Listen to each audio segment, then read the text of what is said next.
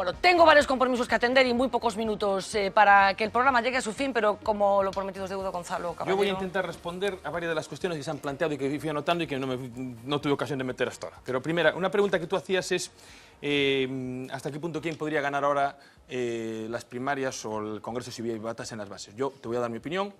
Creo que en este momento, si hubiese primarias, ganaría con holgura Pedro Sánchez. Y esta es una opinión personal de este señor, correcto. Pero en economía funcionamos con preferencias reveladas, es decir, los comportamientos de los agentes denotan esto. Y la pregunta es, ¿por qué no han dejado votar a la militancia?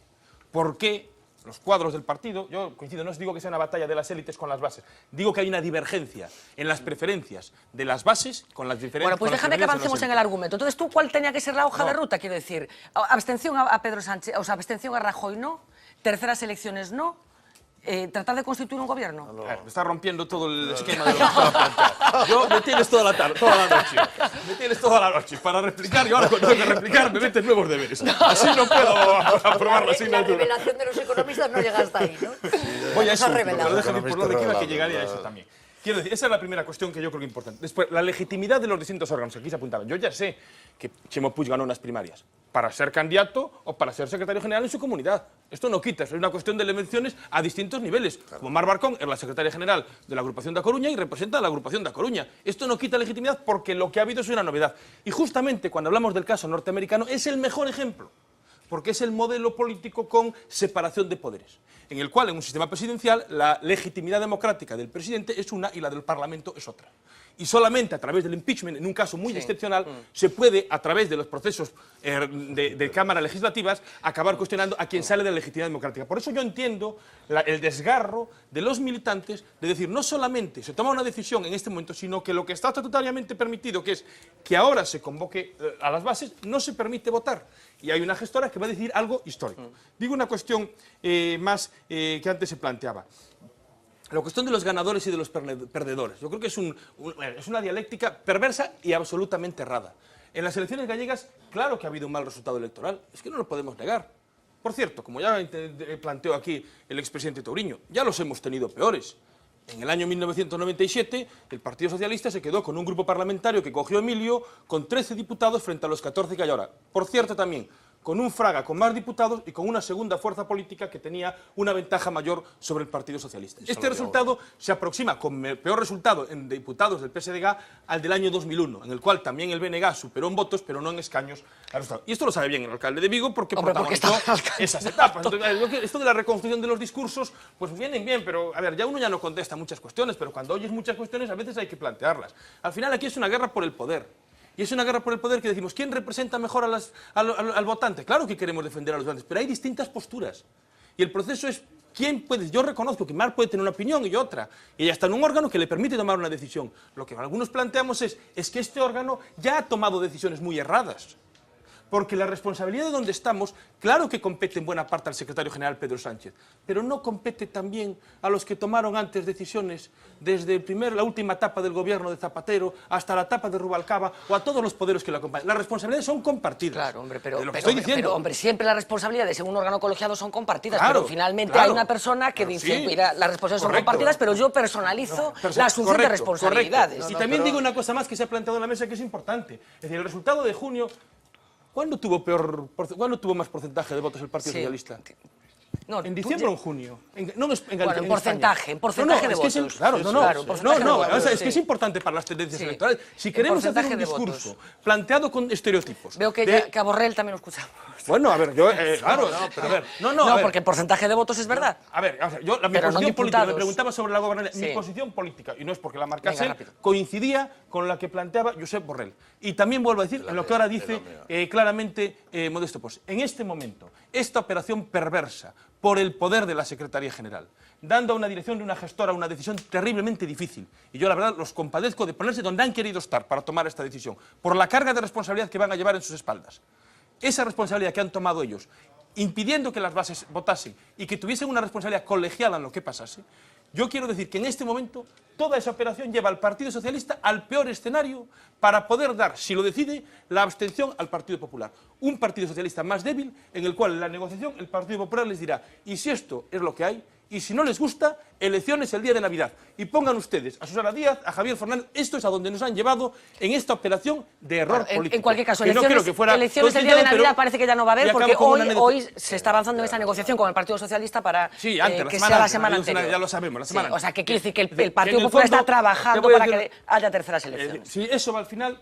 Esto, evidentemente, quien planteó esto no es lo que quería. Yo no tengo ninguna duda. Es decir, que esto ha llevado a un resultado que nadie plantea. Y en el fondo, ¿qué quiere decir? Pues que si esto, como decía Borrell, si esto ha sido un golpe de Estado, lo ha dirigido un sargento chusquero. A ver, Y es que así tengo, estamos. tengo a Marina ahí, de verdad, y a Modesto pendiente, pero Marina, queríamos hacer una pequeña conexión para dar un poco de perspectiva a lo que está pasando aquí en España. No es el único país en el que la socialdemocracia está teniendo problemas. Lo comentábamos la semana pasada con Emilio Pérez Touriño, esa cuestión de los márgenes que está perdiendo la socialdemocracia como consecuencia de la intervención de la Unión Europea y como consecuencia de la crisis económica. Cuéntanos. Justo por ahí empezamos, Fernanda, porque la socialdemocracia parece que pierde peso en Europa. España, Grecia, Austria y Alemania son 4 de los países donde las caídas han sido más fuertes. A la cabeza está el PASOK, que en 6 años pasó de tener el 44% de los apoyos a casi no superar el 3% indispensable para conseguir representación parlamentaria. Una tendencia que se aprecia bien en este gráfico, donde funciona de la siguiente forma. El mejor resultado del partido representa un 100% en este gráfico y a partir de ahí se dibuja una línea, la línea de la caída de votos del Partido Socialista, de los diferentes partidos socialistas europeos. Pero también es interesante ver este otro gráfico, donde se representa el porcentaje de voto desde 1967 de los partidos socialistas europeos. Aquí tenemos el PASOK y el PSOE por porcentajes de votos. Vemos la debacle también del Partido Socialista en Austria o en Alemania, aunque hay más países. Podemos ver en esta lista, por ejemplo, Suecia, Dinamarca o Reino Unido, y de hecho la situación del PSOE ha sido más de una vez comparada a la situación de los laboristas ingleses. The Guardian lleva semanas hablando de la posible corbinización del PSOE. Recuerdan la crisis interna que vivió el Partido Laborista y cómo tras el Brexit Corbyn se negó a dejar el cargo pese a las cascadas de dimisiones en su partido. Finalmente, el líder consiguió aguantar en el puesto y reunificar a los militantes. De hecho, hace solo unos días el columnista Owen Jones pedía en Twitter que algún español le explicara la crisis interna que estaba viviendo el PSOE, y The Guardian confió esta tarea a Miguel Anxo Murado, el historiador gallego. Sostiene que lo que está pasando en el PSOE es lo mismo que lo que sucedió al Partido Laborista, lo dice en The Guardian. Es decir, buscan un nuevo rumbo tras las políticas de recortes y el fin del bipartidismo. Ya el New York Times apuesta por una crónica en la que mantiene que los españoles están encantados de no tener gobierno y que la situación de Sánchez no es suficiente para curar la frustración, dice este rotativo, que siente la población que tras una dura crisis económica ahora afronta elecciones continuas sin que los políticos consigan llegar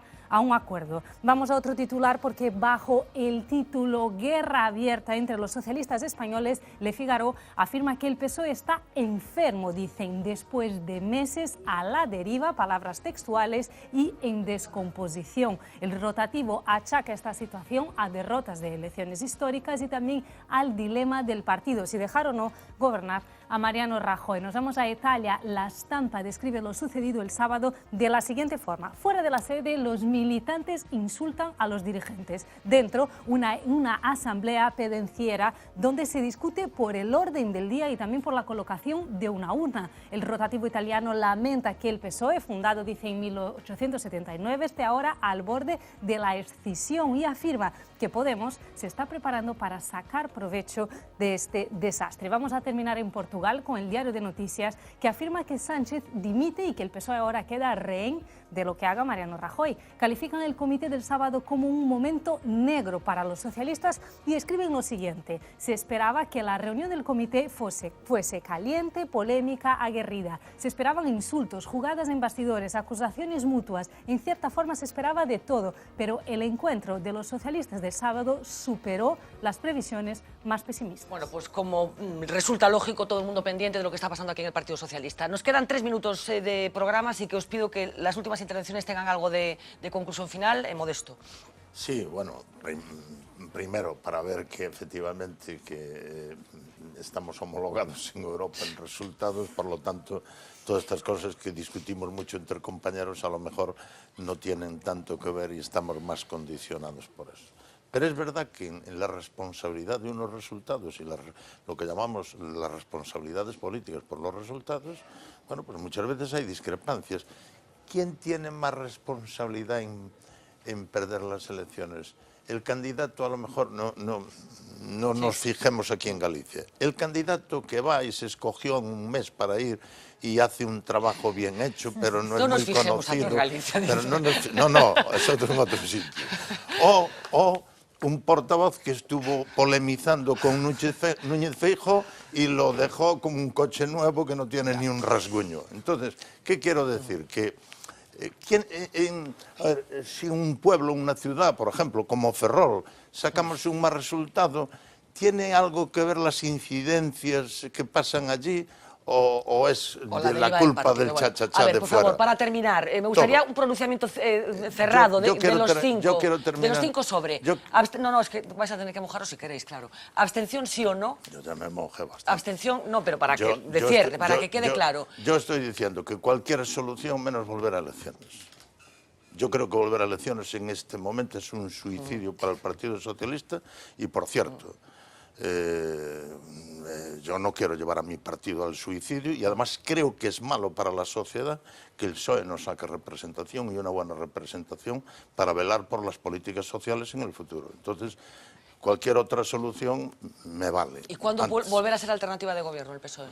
Pues yo espero que más pronto que tarde. Yo creo que va a ser pronto porque el PSOE tiene muy buenas cabezas y hay gente joven muy preparada y yo estoy convencido de que esto lo superaremos y pronto. El PNV tuvo desgarros internos y volvió a gobernar en menos de nada. Tuco, abstención, ¿por qué apuestas tú? ¿Abstención antes del 31 de octubre? Eu sempre fui un partidario de aplicar a ética da responsabilidade, pero aplicando a ética da responsabilidade neste momento non temos saída. Por lo tanto, eu neste caso concreto apelo á ética dos principios. É unha situación extraña para min, insólita, pero claro, permitir que o tipo que é o jefe da banda, o tipo que cobrou 300.000 euros, o tipo que dixo que traicionábamos as mortos, o tipo que dixo que éramos que Rubalcaba era o culpable dos trens de Madrid, terceiras ou cuartas, me dá igual, non pode ser Rajoy presidente do goberno, ou que quiten a Rajoy.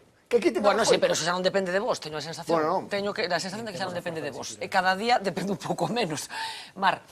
Yo es que creo que a Rajoy, presidente del gobierno, no lo hace el Partido Socialista, lo hace si le votan los españoles. Y me parece que estamos equivocados en algún planteamiento. Yo creo que en un momento dado ese no es no a Rajoy, debería llevar a continuación, pero si hay repetición de elecciones es más Rajoy. Yo estoy convencida. Repetir las elecciones es más Rajoy. Por cierto, estaba en junio y estaba antes del Comité Federal. Creo que que unas nuevas elecciones era más Rajoy. Solo decir una cosa, siempre tendremos un porcentaje al que arrimarnos para decir que nuestra situación fue peor en otro momento y siempre tendremos a alguien a quien echarle la culpa de los resultados. Es decir, se pueden mirar tal, pero yo creo que eso, que quienes llevan el gobierno y la Ejecutiva Federal, el candidato, el secretario general, hombre, alguna responsabilidad tienen las cosas. No hablo de Galicia, ni hablo de los resultados, pero digo que las responsabilidades hay que asumirlas. Por cierto, yo fui candidata, me hubiera encantado ser alcaldesa, los coruñeses decidieron que fueran otros, dije no me voy a volver a presentar, dejé la portavocía y anuncié que no iba a ser secretaria general. Yo no le pido eso, ni le pedía eso ni a Pedro Sánchez, ni le pido eso a los demás. Pero nos pido que no nos hagamos tal y que no busquemos la responsabilidad siempre en el otro, porque alguna tenemos nosotros. A ver, Gonzalo, ¿abstención antes del 31 de octubre o terceras elecciones? Yo creo que a los que han hecho esta operación en el Comité Federal y en la gestora les toca tomar esa responsabilidad porque hoy el no es mucho más complejo que hace una semana. Y en dos frases. Una, cuando he dado el porcentaje de voto no era una cuestión menor.